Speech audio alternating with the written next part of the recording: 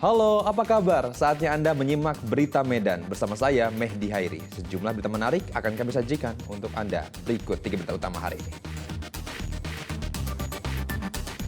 Diduga menjadi kampung peredaran narkoba, Polres Serdang Bedagai menggerebek lokasi yang sering dijadikan transaksi narkoba. Seorang pelajar kelas 3 SMP di Kabupaten Asahan diduga menjadi korban perundungan oleh teman sekelasnya.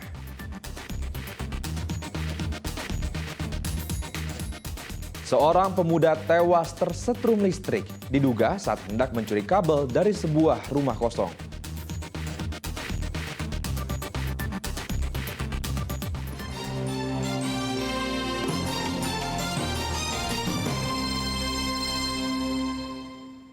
Kita awali informasi pertama. Diduga menjadi kampung peredaran narkoba, petugas Satuan Reserse Narkoba Polres Serdang Bedagai menggerebek lokasi yang sering dijadikan transaksi narkoba di Jalan Semut, Kabupaten Serdang Bedagai.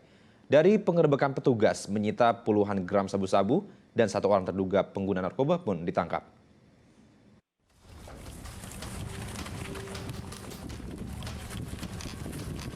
Petugas Satuan Reserse Narkoba Polres Serdang Bedagai Minggu sore menggerebek rumah yang sering dijadikan tempat transaksi narkoba di Jalan Semut, Kecamatan Saibamban, Kabupaten Serdang Bedagai. Polisi meringkus satu orang bandar narkoba berinisial GP, 30 tahun, ketika pelaku sedang menggunakan narkoba. Tak hanya itu, polisi juga menyita barang bukti berupa sebanyak 31,04 gram sabu-sabu. Penangkapan ini dilakukan berdasarkan dari laporan warga. Kapolres Serdang Bedagai menyebutkan pihak kepolisian dan warga akan terus bekerja sama dalam pemberantasan narkoba. Barang bukti 31,04 gram. Dan ini semuanya dasar dari pengaduan masyarakat dan juga pengembangan dari penyidik sendiri. Harapan ke depannya apa? Ke depan kita terus melakukan terkait dengan beberapa pengaduan maupun pengembangan pemakai maupun pengedar yang ada di Polres Serdang Bedagai ini. Kita terus keras untuk pengguna maupun pengedar di Polres Serdang Bedagai ini. Atas perbuatannya, pelaku dijerat pasal 112 Junto 114 Undang-Undang Narkotika dengan ancaman hukuman 20 tahun penjara. Muhammad Hamdani melaporkan dari Kabupaten Serdang Bedagai. Masih terkait kasus narkoba, kali ini polisi sektor Indrapura meringkus bandar dan pengguna ganja. Selain tersangka, polisi juga menyita puluhan paket ganja kering siap edar.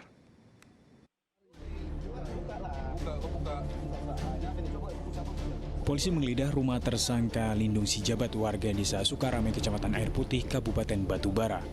Dari hasil penggeledahan rumah pria berusia 46 tahun ini, personel Polsek Indrapura menemukan 46 bungkus ganja kering siap edar. Kanit Polsek Indrapura mengatakan penangkapan tersangka Lindung Sijabat berawal dari penangkapan seorang pembeli ganja bernama Gunawan. Dari keterangan pengguna, polisi melakukan pengembangan sumber pembelian ganja, kemudian dilakukan penangkapan serta penggeledahan di rumah tersangka penjual ganja. Kita amankan pada awalnya yaitu atas nama Muhammad Gunawan selaku yang membeli ganja tersebut kepada Lindung Sijabat. Kemudian kita kembangkan kepada pengedar atas nama Lindung Sijabat, di mana kita temukan sebanyak 46 am. Kini kedua tersangka telah diserahkan ke Polres Batubara untuk pemeriksaan lebih lanjut. Tuti Alawiyah Lubis melaporkan dari Kabupaten Batubara. Sementara itu, petugas Reserse Kriminal Polres Tebing Tinggi mengungkap 3 kasus pidana, diantaranya kasus penyaluran imigran gelap, kasus pencurian dengan pemberatan, serta kasus narkoba.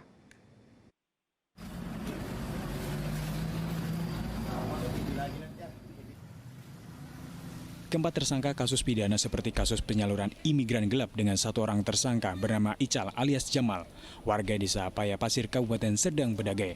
Kemudian kasus spesialis pembobolan rumah dengan 2 tersangka yakni Bopi dan Aji. Keduanya warga kota Tebing Tinggi, serta kasus narkoba dengan 1 tersangka bernama Azroi Nasution alias Azza yang merupakan bandar narkoba. Tersangka imigran merupakan penampung dengan barang bukti, buku ekspedisi, serta 23 pekerja imigran gelap. Sedangkan kasus pembobolan rumah ditangkap dengan barang bukti obeng, televisi, sepatu, serta 1 set speaker. Sementara kasus narkoba ditangkap dengan 1 barang bukti sabu-sabu seberat 89,37 gram. Tindakan kejahatan ini merupakan penindakan sebulan terakhir di kawasan hukum Polres Tebing Tinggi. Pertama, adanya tindak pidana memperkerjakan tenaga kerja migran Indonesia ke luar negeri yang tidak sesuai dengan prosedur. Yang kedua, terkait pencurian dan pemberatan yang terjadi di wilayah tinggi. Dan yang ketiga, terkait narkoba.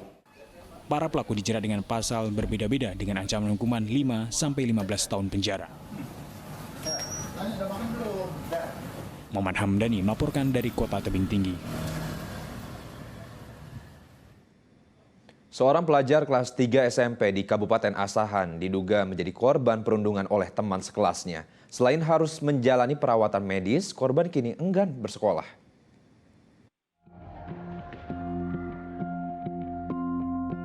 Beredar di media sosial video perundungan terjadi pada 2 September lalu.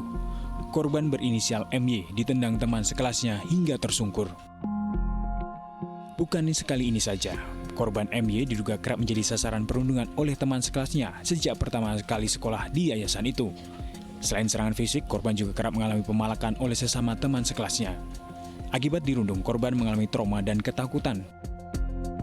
Selain masih harus menjalani rawat jalan akibat luka, keluarga akhirnya sepakat menempuh jalur hukum. Dampak yang dilakukan pembulian oleh kawan-kawannya ya sampailah dia opname ke rumah sakit. Bahkan dari rumah sakit ini dirujuklah ke Medan oleh dokter bedah di kisaran Dr. Eka, dirujuk ke Medan untuk dilanjutkan ke dokter bedah bagian anak di Rumah Sakit Haji Medan.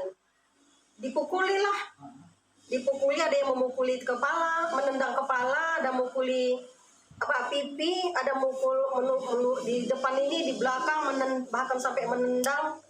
Itu dilakukan teman-temannya, bahkan sebelum kejadian ini teman-temannya juga melakukan hal yang sama jauh hari sebelumnya. Cuman dia tidak pernah mengadu ke orang tua kalau teman-temannya itu selalu membuli dia di sekolah. Pelaku perundungan diperkirakan berjumlah 6 orang. Pihak sekolah membenarkan adanya perundungan di lingkungan sekolah ini dan kini tengah dalam proses mediasi. Nanti di lain waktu kita adakan lagi mediasi untuk mencari titik temu. Itu saja. Main-main, Pak. Main-main. Tapi dari fisik si anak yang dipukul itu, kenapa sampai bisa opname juga dia, Bu? Itu saya kurang tahu, Pak. Entah mungkin ada sakitnya atau apa, kami kurang tahu karena visum belum ada ya, Pak. Sebelumnya, korban MY dibawa ke rumah sakit dalam keadaan pingsan pada Sabtu lalu. Orang tua meradang mengetahui jika anaknya kerap menjadi korban perundungan. Setelah video perundungan itu beredar luas di media sosial, korban MY masih enggan bersekolah. Tuti Alawiyah Lubis melaporkan dari Kabupaten Asahan.